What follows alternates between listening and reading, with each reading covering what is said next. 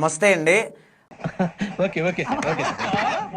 మీనరాశి వాళ్ళకి 2026 సంవత్సరంలో మంచి శుభ ఫలితాలు అనేటువంటివి కనబడుతున్నాయండి. నిజమా అల్లుడు?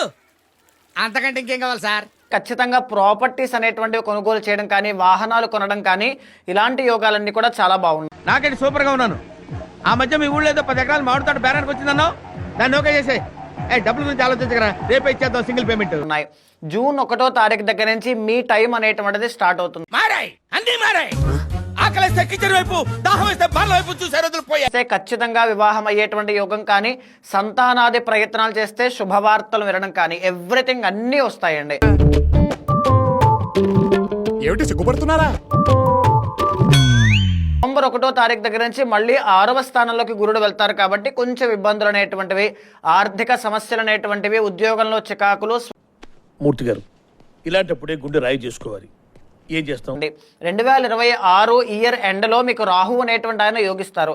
దీనివల్ల కెరీర్ గ్రోత్ అనేటువంటిది తప్పకుండా అవుతుంది. మొక్క జరుగుద్ది. అవన్నీ నమ్మే ఉంటే నీ ఫేస్ లాగే నువ్వు ఏదో కన్నాలేసుకు బతకాల్సి వస్తుందిరా.